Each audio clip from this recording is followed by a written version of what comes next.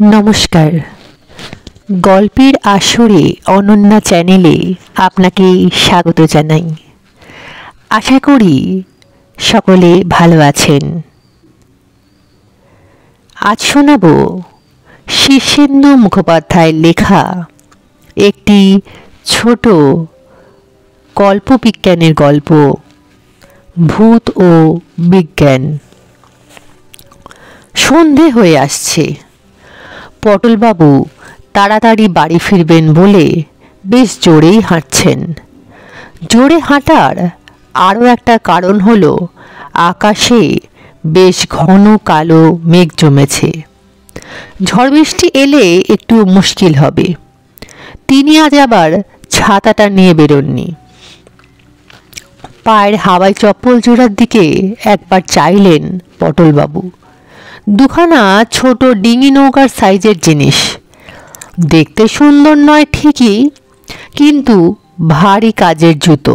মাধ্যাকর্ষণ নিরোধক ব্যবস্থা থাকার ফলে আকাশের অনেক ওপর দিয়ে হেঁটে দিব্যি চলাচল করা যায়। জুতোর ভিতরে ছোট মোটর লাগানো আছে, সেটা চালু করলে আর পা নাড়ারও দরকার হয় না। ক্ষুদে বুস্টার রকেট তীব্র গতিতে গন্তব্যস্থলে নিয়ে যাবে।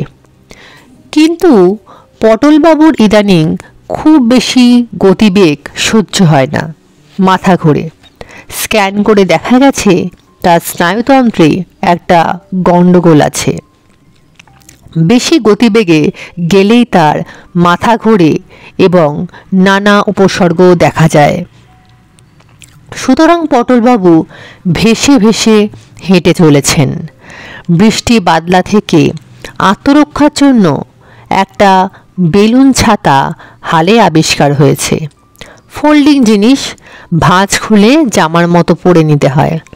তারপর একটা বোতাম টিপলেই সেটা বেলুনের মতো ফুলে চারদিকে একটা ঘেরাটোপ তৈরি করে। ঝড় বৃষ্টিতে সেই বেলুনের কিছুই হয় না। সেই ছাতাটা না আনায় পটলবাবুর একটু দুশ্চিন্তা হচ্ছে। এই 3047 খ্রিস্টাব্দেও জলে ভিজলে মানুষের সর্দি কাশি হয়, এবং সর্দি কাশির কোনো ওষুধে পটলবাবুর তেমন কাজ হয় না। পকেটে টেলিফোনটা বিপ বিপ করছিল। পটলবাবু টেলিফোনটা কানে দিয়ে বললেন, কে? কে, পটল ভায়া নাকি? আমি বিষ্ণুপদ বলছি। বলো ভায়া। বলি, তুমি এখন কোথায়? আমি এখন উত্তর 24 পরগনার ওপরে 2700 ফুট অল্টিটিউডে রয়েছি। আকাশে কালবৈশাখীর মেঘ এবং সঙ্গে ছাতা নেই। বাঁচালে ভায়া, ঈশ্বরের ইচ্ছেই বলতে হবে। আমি নবগ্রামে রয়েছি, এই উত্তর 24 পরগনাতেই। বলো কি, তুমি তো কদিন আগেও হিউস্টনে ছিলে। তারও আগে ছিলুম মঙ্গল গ্রহে, তার আগে নেপচুনে। আমার কি এক জায়গায় থাকলে চলে? তা নবগ্রামে কি মনে করে? একটা সমস্যায় পড়েই আসা। তুমি নবগ্রামে নেমে পড়ো, কথা আছে। প্রস্তাবটা পটলবাবুর খারাপ লাগলো না। ঝড় বৃষ্টিতে পড়ার চেয়ে নবগ্রামে পুরনো বন্ধুর সঙ্গে একটু আড্ডা মেরে যাওয়া বরং অনেক ভালো। পটলবাবু বললেন, ঠিক আছে, কোথায় আছো সেটা বলো। স্ক্যানার 66 করে 0 ইন করো। পটলবাবু স্ক্যানার বের করে নবগ্রামের দিক নির্ণয় করে নিয়ে নম্বরটা সেট করলেন। তারপর স্ক্যানারের নির্দেশ অনুসরণ করে চলতে লাগলেন। নবগ্রাম সামনেই। কালবৈশাখীর বাতাসটা শুরু হওয়ার আগেই নেমে পড়তে পারবেন বলে আশা হতে লাগলো তার। কিন্তু মানুষ ভাবে এক, হয় আর এক। পশ্চিম দিককার আকাশে যে কালো কুচকুচে মেঘ ঘন ঘন বিদ্যুৎ ঝলকাচ্ছিল, সেখান থেকেই হঠাৎ যেন একটা কালো গোল মেঘের বল কামানের গোলার মতোই তার দিকে ছুটে আসতে লাগলো। এরকম অতিপ্রাকৃত ব্যাপার তিনি কোশমিন কালেও দেখেননি। পটলবাবু ভয় খেয়ে তাড়াতাড়ি হাওয়াই চপ্পলের ভাসমানতা কমিয়ে দিয়ে দ্রুত নিচে নামতে লাগলেন। কিন্তু শেষ রক্ষে হলো না। মেঘের বলটা হুড়ুম করে এসে যেন তার উপর ঝাঁপিয়ে পড়ল। পটলবাবু চারদিক একেবারে ঘুটঘুটে অন্ধকারে ঢেকে গেল। ভয়ে তিনি সিঁটিয়ে গেলেন। কি করবেন বুঝে উঠতে না পেরে তিনি তাড়াতাড়ি পকেট থেকে টেলিফোনটা বের করলেন। অন্ধকারেও টেলিফোন করতে অসুবিধা নেই, ডায়ালের বোতামগুলি অন্ধকারেও জ্বলজ্বল করে। কিন্তু টেলিফোন করার সুযোগটাই পেলেন না তিনি। কে যেন হাত থেকে টেলিফোনটা কেড়ে নিয়ে গেল। তারপর যা হতে লাগলো তা পটলবাবুর সুদূর কল্পনারও বাইরে। মেঘের গোলাটা তাকে যেন খানিক লোফালোফি করে হু হু করে ওপরের দিকে টেনে নিয়ে যেতে লাগলো।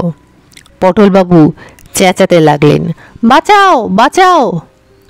কানের কাছে কে যেন বলল, চপ।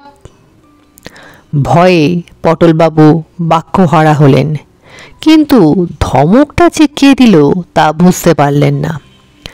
মেঘের বলটা তাকে নিয়ে এত ওপরে উঠে যাচ্ছে যে পটলবাবুর ভয় হতে লাগলো।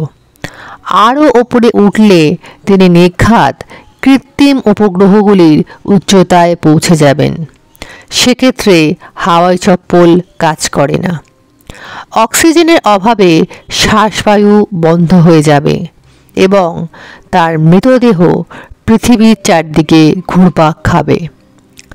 আচমকাই মেঘের বলটা থেমে গেল এবং ধীরে ধীরে চারদিককার অন্ধকার কেটে যেতে লাগলো।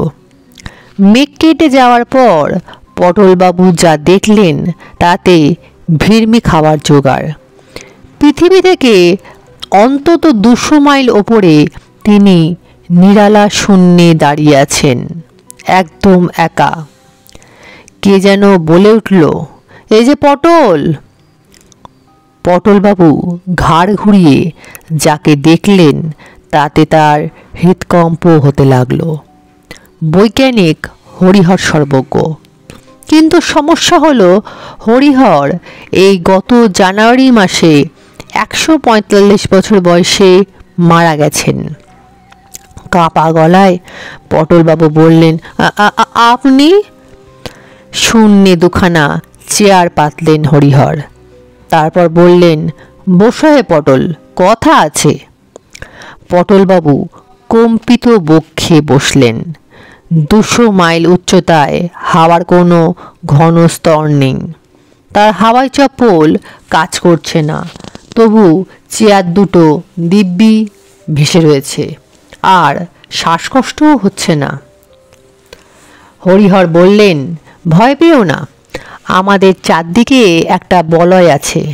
তোমার শ্বাসকষ্ট হবে না, ঠান্ডাও লাগবে না, পড়েও যাবে না। নিচে এখন প্রচণ্ড ঝড় বৃষ্টি হচ্ছে, তার চেয়ে এ জায়গাটা অনেক নিরাপদ। কি বলো? যে আগে, কিন্তু আপনি তো? মারা গেছি। হা হা হা। আমি মরায় তোমার খুব সুবিধা হয়েছে না? শোনো বাপু, আমি ভূতপ্রেত নিয়ে বৈজ্ঞানিক গবেষণা করতুম বলে কেউ আমাকে তেমন গুরুত্ব দেয়নি। প্রকাশ্যেই আমাকে পাগল আর উন্মাদ বলা হতো।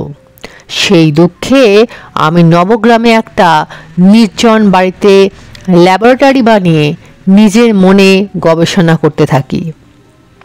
একদিকে যখন তোমরা জড়বিজ্ঞান নিয়ে পৃথিবী তোলপাড় করছো, অন্যদিকে তখন আমি এক অজ্ঞাত জগতের সন্ধান করতে থাকি। তাতে যথেষ্ট কাজও হয়। ধীরে ধীরে দেহাতীত জগতের রহস্য ধারণা পড়তে থাকে। আমার নানা রকম কিম্ভূত যন্ত্রে আত্মাদের অস্তিত্ব নির্ভুলভাবে রেকর্ড হতে থাকে। তারপর একদিন আমি তাদের পরম বন্ধু হয়ে উঠি। আমার গবেষণার শেষে তারাও সাহায্য করতে থাকে। পটলবাবু সচকিত হয়ে বলেন, ভূত? কিন্তু ভূত তো কি বলবে জানি, ভূত একটা বোগাস ব্যাপার, এই তো। বাপু হে, এই যে মহাশূন্যে ভেসে আছো কোনো স্পেস স্যুট বা অক্সিজেন বা যন্ত্রপাতি ছাড়া, এটা কি তোমার বিজ্ঞান ভাবতে পারে? মাথা নেড়ে পটলবাবু বললেন, আগে না। তবে বিজ্ঞান শিখে এসব না মানার অভ্যেস মোটেই ভালো নয়, বুঝলে? যে আজ্ঞে। এখন যা বলছি শোনো। তোমার বন্ধু বিষ্ণুপদ সাঁতরা আমার গোপন ল্যাবরেটরির সন্ধান পেয়েছে। সেইখান থেকে তোমাকে টেলিফোনে ডাকাডাকি করছিল, কিন্তু সে জড়বাদী বিজ্ঞানী, অবিশ্বাসী। সে আমার ল্যাবরেটরিতে নানা রকম আধুনিক যন্ত্রপাতি ঢুকিয়ে সব তছনছ করেছে। সে আমাকে সত্যিকারের পাগল বলে প্রতিপন্ন করতে চায়, বুঝেছ? যে আজ্ঞে। আমি জানি তুমি তেমন খারাপ লোক নও, তাই তোমাকে একটা কাজের ভার দিচ্ছি। তুমি বিষ্ণুপদকে আটকাও। যে আজ্ঞে। তারপর তুমি আমার ল্যাবরেটরিতে ভূত আর বিজ্ঞান মেশাতে থাকো, আমি তোমাকে সাহায্য করব। ভূত আর বিজ্ঞান কি মিশ খাবে হরিহর কাকা? খাবে খাবে, খুব খাবে। খাচ্ছে যে, তা তো দেখতেই পাচ্ছ। তা অবশ্য ঠিক, কিন্তু আমি কি পারবো? আমার তো নিজের গবেষণা। নিজের গবেষণা তোমাকে ছাড়তে হবে। আমার ভূত বিজ্ঞান রসায়ন গবেষণাগারের ভার তোমাকেই নিতে হবে, নইলে। পটলবাবুর মাথা ঝিমঝিম করছিল। রাজি না হলে কি হবে তা ভাবতেও পারছিলেন না। ঘাড় কাত করে বললেন, আগে তাই হবে। তাহলে চলো, নামা যাক। চেয়ার দুটো দিব্যি শোঁসো করে নামতে লাগলো। বায়ুস্তরে নেমে হরিহর বললেন, এবার নিজে নিজেই নামো, ঝড় বৃষ্টি থেমে গেছে। যে আজ্ঞে বলে পটলবাবু নামতে লাগলেন। নমস্কার। এতক্ষণ শুনছিলেন শীর্ষেন্দু মুখোপাধ্যায় লেখা একটি ছোট গল্প, ভূত ও বিজ্ঞান। এরকম আরও অনেক গল্প শুনতে সাবস্ক্রাইব করে রাখুন গল্পের আসরে অনন্যা চ্যানেলটি। খুব শিগগির দেখা হচ্ছে আবার নতুন গল্প নিয়ে। ততক্ষণ ভালো থাকুন ও ভালো রাখুন। নমস্কার।